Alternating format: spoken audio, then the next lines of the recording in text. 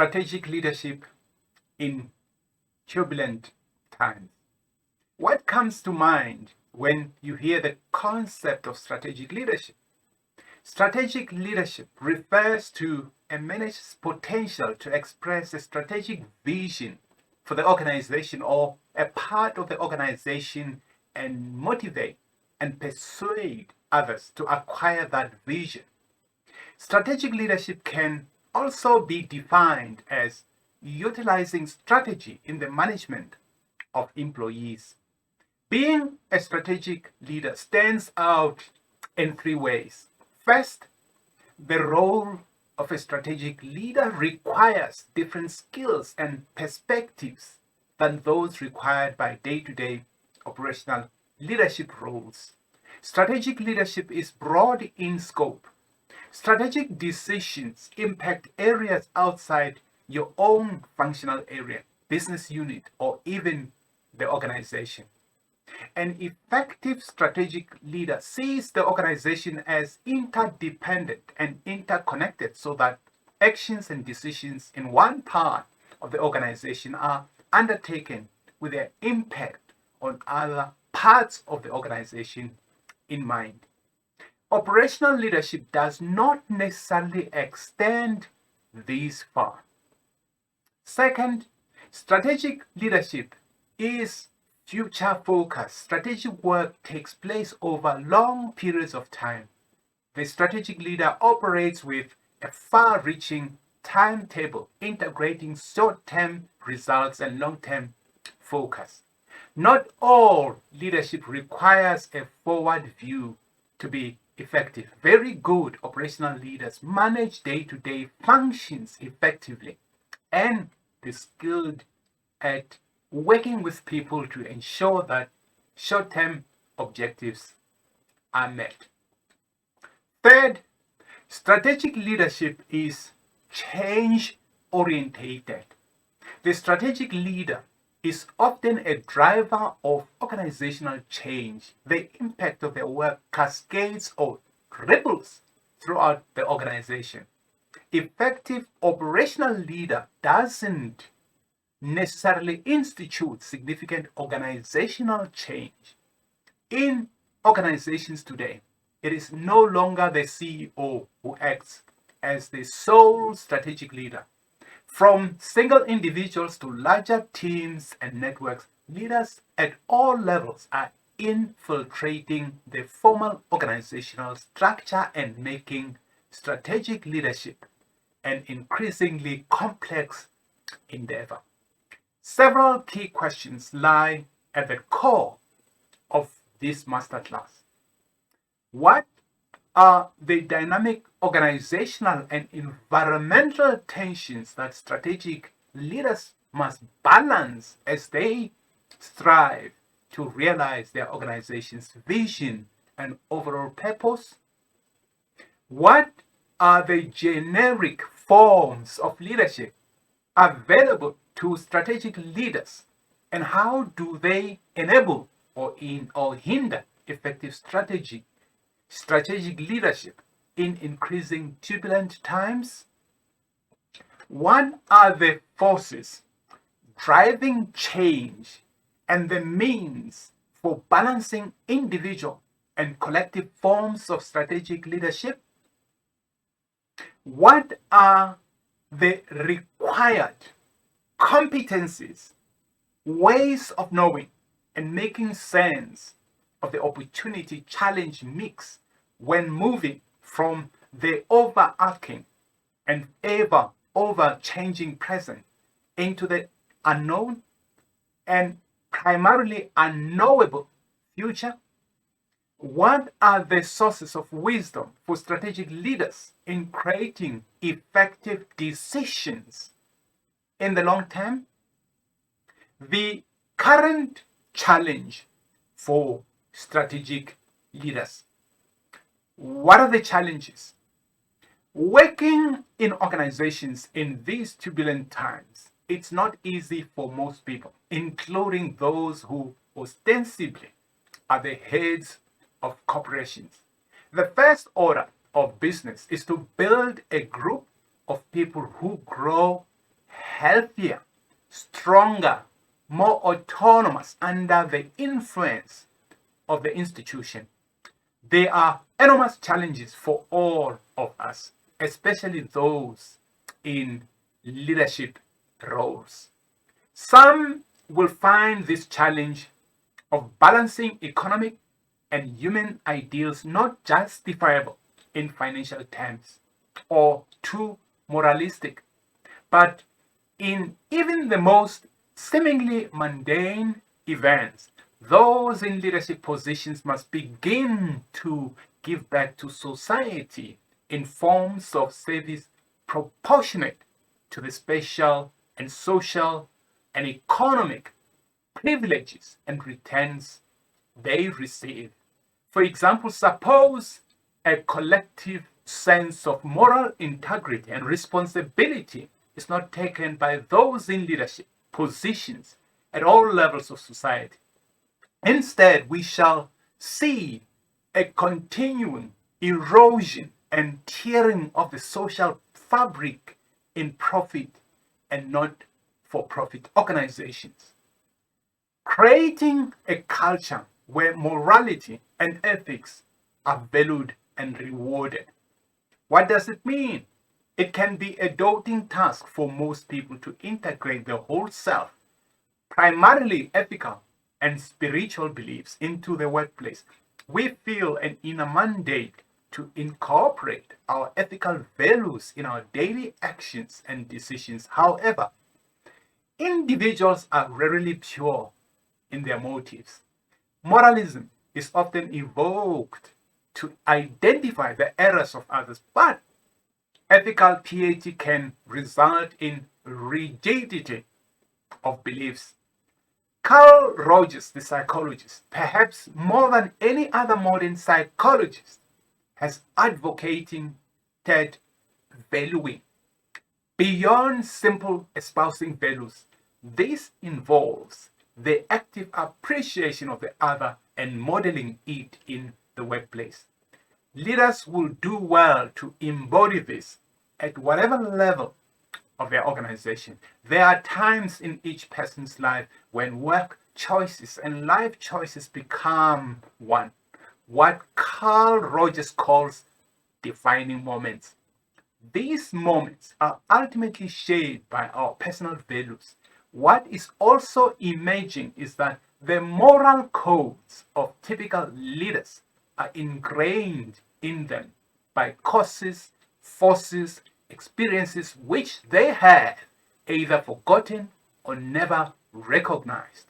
Just what people, in fact, can best be only approximately inferred from their actions, preferably under stress. Thus, how to make the right ethical choices, especially under stress, is an often doubting task requiring inner diligence and a clear understanding of one's true priorities.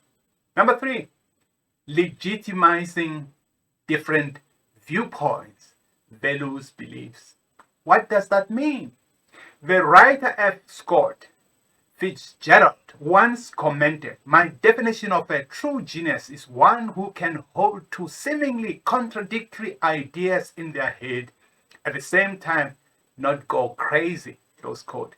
The reconciling power of multiple perspectives is often underestimated, even though it has been espoused and written about for over 2,500 years. For example, in Taoism, the principle of yin-yang consists the inclusion of apparently opposing forces to form complementary, where aspects of two opposing elements are unfolding and enfolded within each. More recently, there is an emerging consensus that legitimacy for multiple images of organizing is complementary rather than simple competing. The continuing challenge is to hold on to the different viewpoints or opposing values to discover how to reconcile the opposites.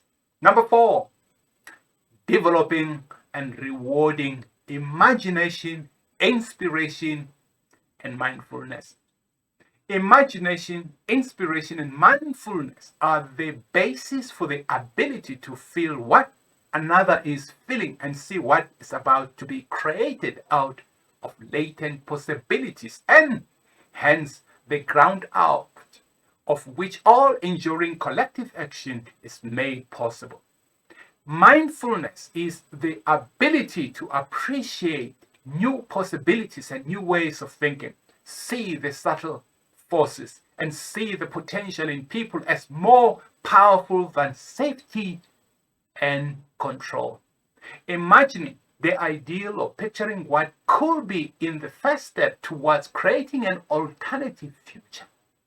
Whole new organizations, new businesses, new industries begin with exercising the powers of imagination and inspiration. It is clear that imagination, intuition, and mindfulness are important for innovative organizations that wish to develop and market new product service domains and exploring the unknown. Number 5, discovering and letting go of unrealistic expectations. It is essential to let go not only of expectations, but at times of concepts themselves. We wish to control so much in our world, and much of the controlling is first attempted via our thoughts and expectations. The genuinely miraculous can occur when we let go of our preconceived notions and our need to control outcomes. Most people would like to have certainty in a highly ambiguous world of conflicting currents. Leaders are especially prone to get attached to expectations. Organizations are socially constructed realities that derive their identity from cognitions, agreements, and behaviors.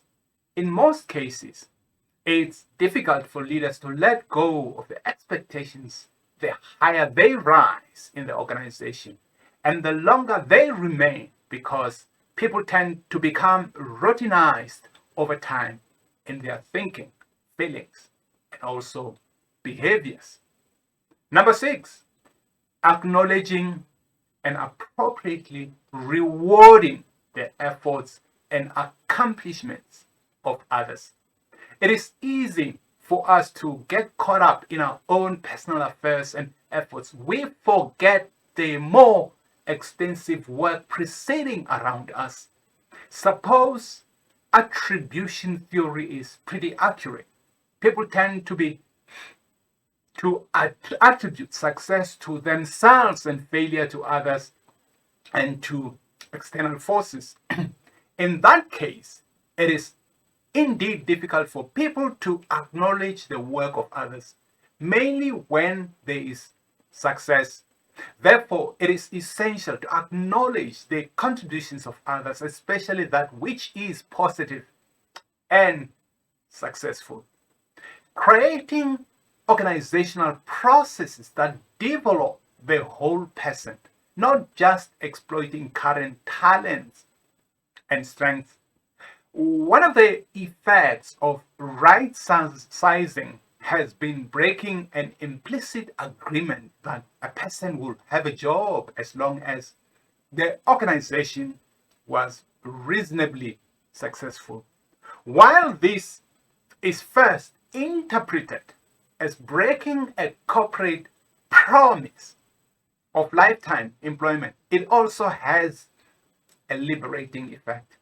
People are no longer owned by the organization and must prepare themselves for continuing employability. A career now usually spans several companies and most likely several disciplines or industries throughout a lifetime. This implies that while an organization may have an agreement primarily economic with an employee, leaders need to develop supportive relationships with employees, with each other, which respect and affirm the individual's essential humanity. Now, to elevate your standard and master the content of this masterclass, reflect on the following questions. As a leader, what are the 3 key lessons you learn from this masterclass? How do you think these lessons will add value to the quality of your leadership life? What are the 3 specific actions you plan to take in the next 24 hours? I'm glad we journeyed together during this masterclass. We appreciate you coming over, and we promise only the very best content ever will be put on this platform. To continue our journey together, hit the subscribe button on the YouTube platform. Let us know what inspires you and how best we can serve you on this platform. Hit the subscribe button and be the first person to get new content from this platform. We pause here for now. Signing off, Dr. Masasekani Mishakosa, the thinking futurist. I thank you.